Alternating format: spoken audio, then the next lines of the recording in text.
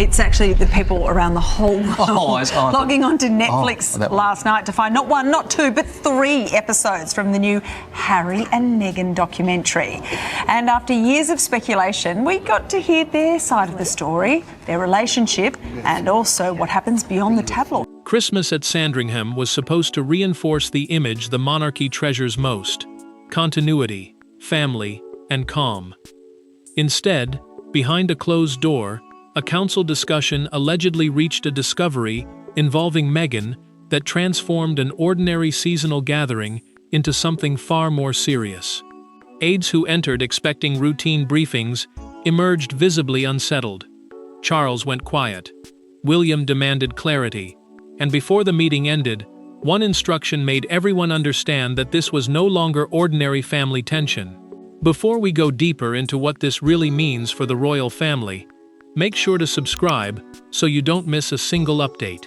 Charles had entered the fictional Sandringham Christmas Council expecting a controlled year-end discussion about family arrangements, security concerns, and royal responsibilities before the holiday gatherings began. The council, in this context, was simply a private meeting of senior royals and advisors, reviewing sensitive household matters away from public attention. William sat nearby as officials moved through routine subjects. Then one confidential internal briefing changed the atmosphere completely.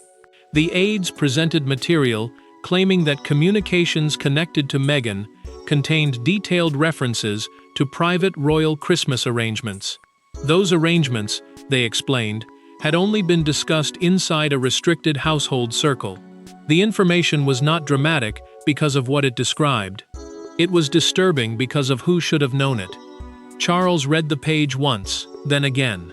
The king placed it flat on the table and said nothing. William reacted with less hesitation. The prince leaned forward and asked one question: who had access? His concern was not simply about Meghan. It was about whether family discussions still meant anything if private details could move beyond the people trusted to hear them. Charles understood the danger immediately. Protecting Harry's family from public humiliation mattered to him, but so did protecting a household that now believed its internal boundaries may have been crossed. The tension deepened when aides identified one reference inside the fictional communications that appeared to match a Christmas arrangement discussed only days earlier by an exceptionally small group. That detail turned suspicion into urgency.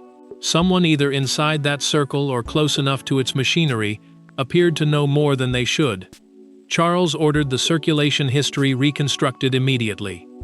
The process meant tracing who received the original information, who handled it afterward, and where any copies or summaries may have traveled. One folder was removed from the main briefing pile and placed directly beside the king. Suddenly, this was no longer gossip. William watched as Charles slowly removed his glasses. The monarch closed the folder, looked around the table, and gave a quiet instruction that carried more weight than anger. Nobody leaves with copies. And once the palace began asking how private Christmas information escaped the room, attention shifted from the leaked details to the fractured relationships surrounding them. Behind every palace crisis sits something far more dangerous than paperwork: memory. For Charles, Meghan's name immediately reopened the wound of losing closeness with Harry. For William, it revived years of mistrust and unresolved anger. And for Meghan, now separated from the institution that once controlled nearly every detail of royal life, Sandringham represented something entirely different, a place where decisions about belonging had always carried enormous emotional weight. Charles felt the conflict before anyone asked him to speak. As king, he was responsible for protecting the monarchy from breaches of trust and confusion. As Harry's father, he still carried the hope that some path back toward stability remained possible. That balance mattered, because every new controversy risked turning a private family fracture into another public crisis. The monarch knew that if he reacted too harshly, he could push his younger son further away. If he reacted too softly, he could appear to ignore a serious internal concern. William approached the problem differently. The future king had become increasingly convinced that confidentiality, discipline, and clear boundaries were essential to protecting the institution his generation would one day inherit. He remembered too well how private disputes had once exploded into international headlines.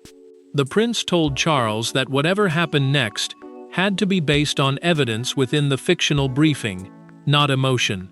Another confrontation driven by anger, he warned, could destroy what little trust still survived. Charles privately asked a senior aide whether Harry had been informed about the discovery.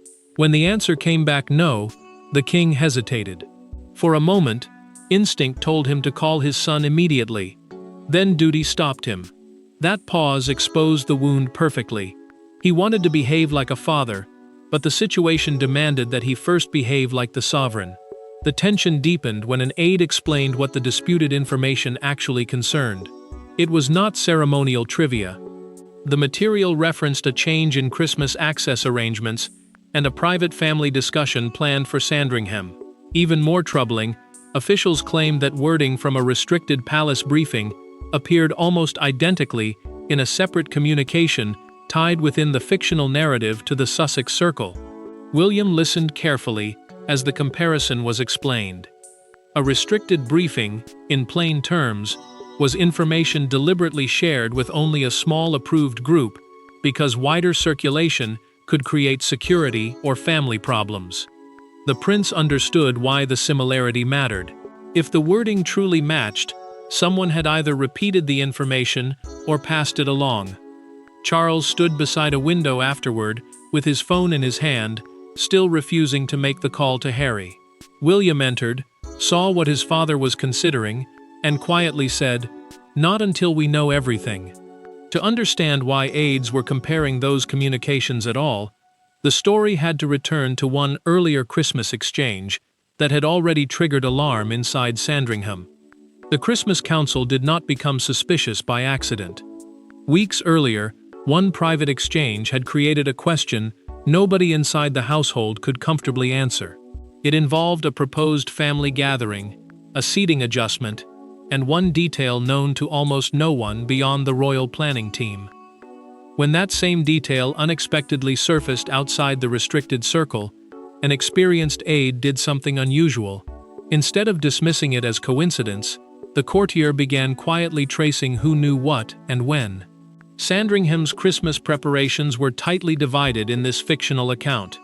Guest movements, private meals, family discussions, and security timings were deliberately handled by different staff teams, so that no single conversation carried every sensitive detail.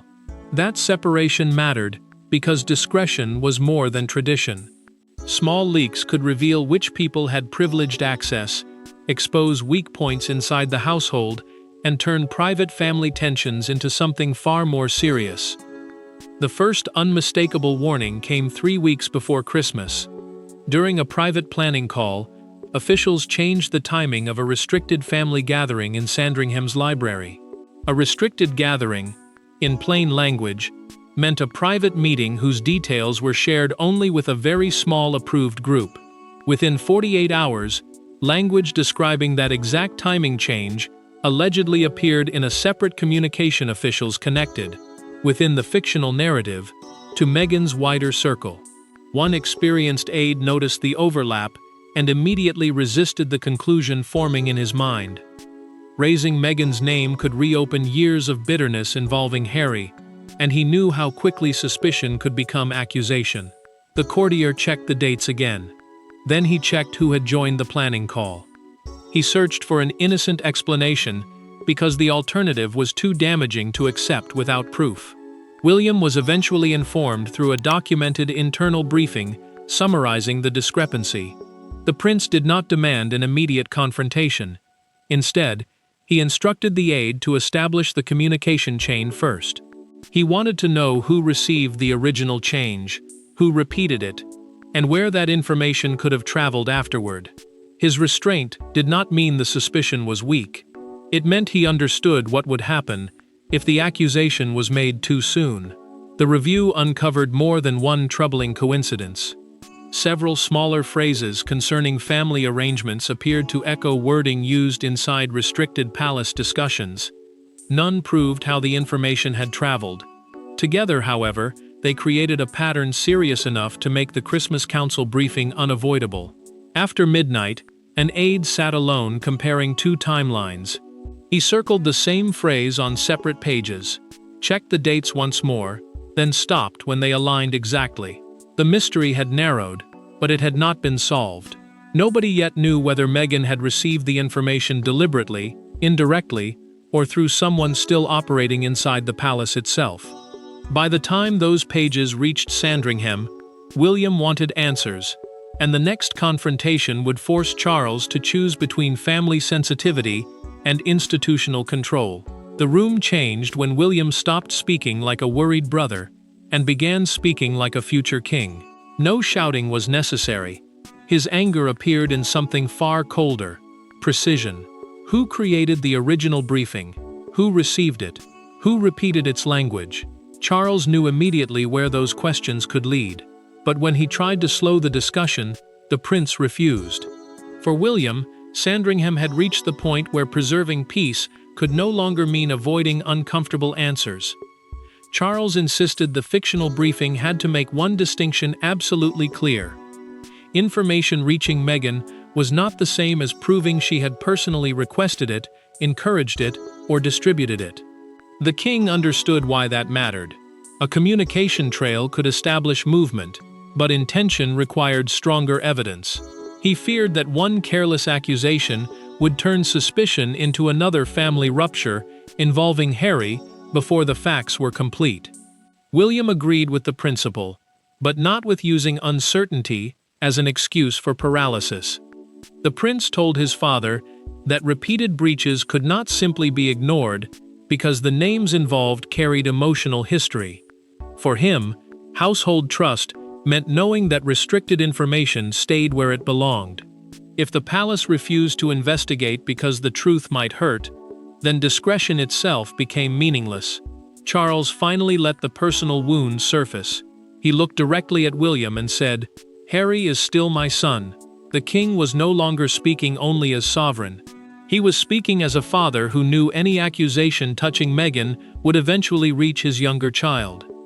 William answered without raising his voice. Nobody was asking him to forget that, he said. But being a father could not require the monarch to ignore a threat to the trust holding his own household together. The tension sharpened. Charles pushed his chair back and walked several steps away from the table before turning around. William remained seated. The prince refused to let the exchange become another argument about old wounds, and that restraint only made his position feel harder. When the king returned, neither man looked away. A senior aide interrupted with a new documented timeline. The advisor explained that one restricted detail appeared to have traveled through an intermediary before surfacing in communications associated with Meghan. An intermediary, in plain terms, meant a person acting as a link between the original source and whoever eventually received the information. That discovery changed everything. The Duchess might still be connected to the trail, but she no longer appeared to be the first point of failure. Charles set his pen down sharply. The king now understood that the investigation had turned inward. Someone closer to Sandringham may have opened the first door. He asked everyone except William and one senior advisor to leave the room. The investigation had begun with Meghan's name, but the power to determine what happened next belonged entirely to the people still inside Sandringham. Royal authority rarely announces itself with raised voices. Sometimes it appears in a smaller gesture, a signature, a closed folder, a single instruction delivered so calmly that everyone understands it cannot be negotiated. Charles had spent the meeting resisting anything that looked like a rush to judgment. But once the information trail revealed a possible internal source, the king recognized a larger danger. This was no longer simply about Meghan. It was about whether his own household could still trust itself. Charles understood that the decision now rested with him.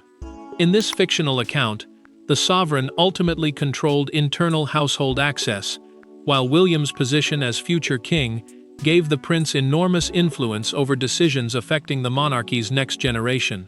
The king separated the crisis into two questions.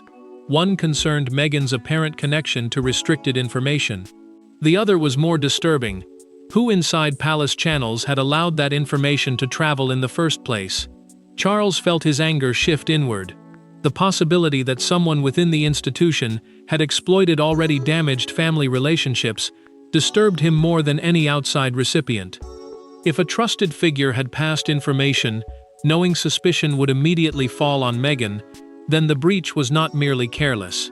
It had used old wounds as cover. The monarch told William that they could not allow emotions surrounding Harry and his wife to hide the actions of somebody closer to home. William wanted immediate restrictions. The prince argued that every questionable channel should be closed until the source was identified. Charles resisted going that far. The king favored a narrower temporary measure, fearing that a sweeping reaction would punish innocent staff and create the appearance that conclusions had already been reached. Their disagreement revealed two leadership instincts. The future king wanted speed and protection, while his father wanted control without premature judgment. Charles finally signed a confidential directive limiting sensitive family arrangements to a much smaller group. A directive, in plain terms, was a formal instruction telling royal staff exactly what procedures must now be followed. The king also ordered a complete review of every person who had received the original Sandringham briefing.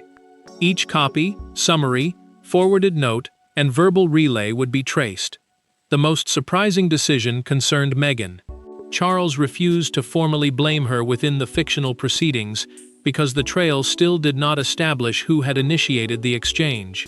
Instead, communications touching Sussex matters would now pass through controlled channels designed to reduce informal contact and make every transfer easier to trace. William watched his father sign the order. The prince said nothing as Charles paused before returning the pen. "This ends with the source," the king said quietly. But when those restrictions began moving through the household, one person's reaction changed the entire investigation because fear appeared exactly where William had been told not to look. The first crack did not come from California. It came from inside the royal household. By evening, an aide who had attended previous planning sessions learned that access to several Christmas briefings had been abruptly restricted. The reaction was immediate. A call was placed. Another was cancelled. Then a request appeared asking exactly how far back the review would go.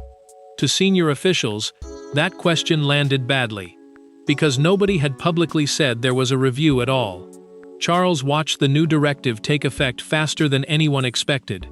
Access lists were reduced, old distribution records were pulled, and staff were told to send sensitive family plans only through named channels. Those channels, in plain language, were approved routes that allowed officials to track who received private information and when. Harry and Meghan remained outside that institutional process in this fictional account, so the first real pressure fell on palace employees and family intermediaries still operating inside the system. Charles felt no satisfaction when one long-serving aide appeared deeply unsettled. The king had trusted this person around sensitive family matters for years, and that history made the possibility of involvement harder to accept. William reacted with far less sentiment. The prince reminded his father that personal loyalty could not outweigh evidence simply because the evidence pointed toward someone familiar. Trust, he argued, only mattered if it survived examination. The suspicion sharpened when records showed that the aide had communicated with an intermediary who maintained contact with people around Harry and Meghan. That contact alone proved nothing improper. Family networks often overlapped, and informal communication was not automatically suspicious, but the timing created concern. Several exchanges occurred close to the moments when restricted Christmas updates appeared beyond their original circle. William studied the timeline expecting confirmation of his earlier fears. Instead, the pattern complicated them. The information trail suggested that Meghan may have received certain details without knowing how tightly restricted their original source had been. If that interpretation was correct, then the woman whose name had dominated the council might not have opened the first door at all. The deeper betrayal may have happened inside Sandringham. Charles received the aide's name through a documented internal review summarizing the communication records. The monarch closed his eyes briefly before asking whether the person had been confronted. When the answer came back no, his expression hardened. "Then William and I will do it together." William said nothing immediately. For the first time since the Christmas Council began, the prince was being forced to reconsider the shape of the threat itself. Continuing to treat Meghan as the central danger would be easier emotionally. Following the evidence closer to home would be far more painful. Yet before that confrontation could define the crisis, a private conversation between father and son changed the meaning of everything they thought they had discovered.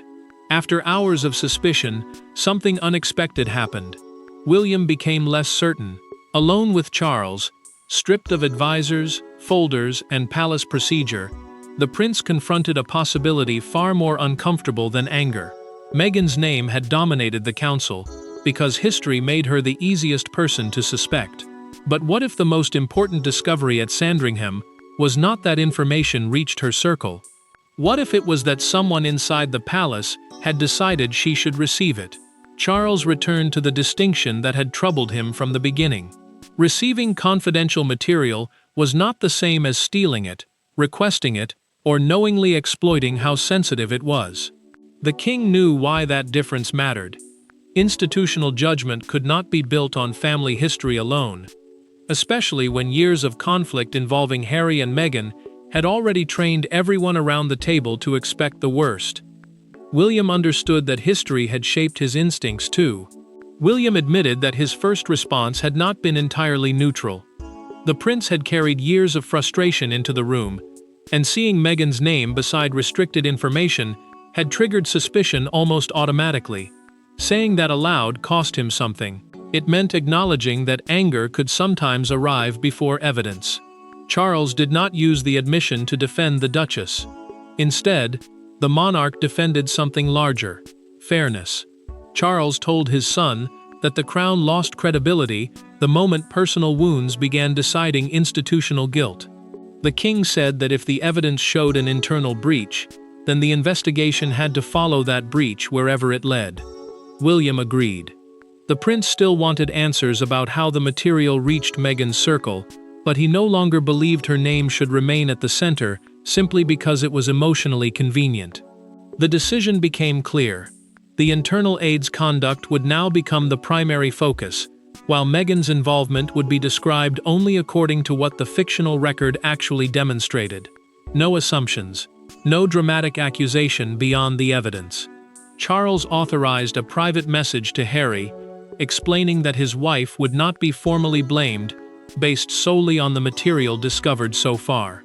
A private message, in this context, meant a direct family communication intended to avoid public escalation while the internal breach was handled separately. William supported the decision, even though it meant stepping away from the harder position he had taken earlier. The prince understood that restraint was not weakness if it protected the truth. Charles knew the choice might prevent one family explosion, but neither man believed the crisis was over. William reached the door, paused, then turned back. "Then we say exactly what we know, nothing more." Charles nodded. That promise of restraint would be tested almost immediately, because palace aides were already talking, and by morning, Sandringham's confidential Christmas crisis would become public spectacle. The palace had spent the night trying to contain a leak about leaked information. By sunrise, the irony had become brutal. Headlines appeared before royal staff had even finished their morning briefings. Meghan's name dominated television discussions. Sandringham suddenly became shorthand for another fractured royal Christmas. But outside the palace gates, the story began evolving faster than the facts inside it, and one newspaper front page transformed a complicated internal investigation into a devastating public accusation. Charles read the morning coverage with growing frustration.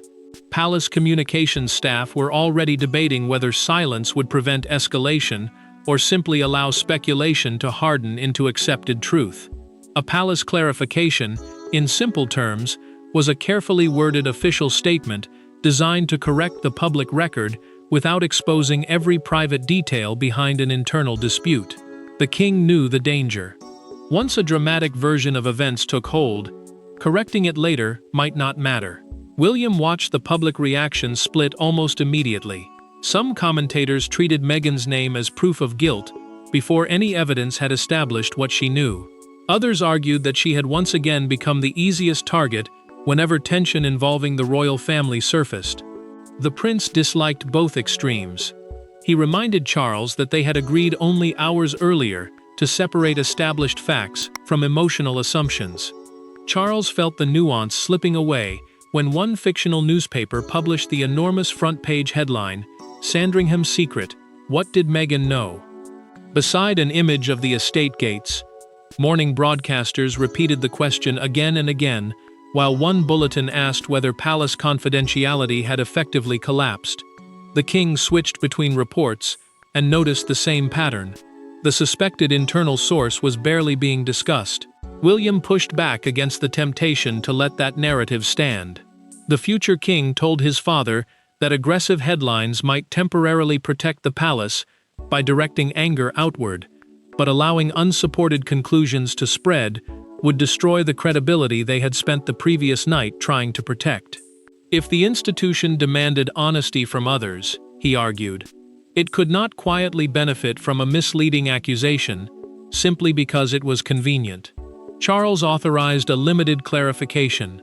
The palace would confirm only that an internal review concerned the handling of confidential information.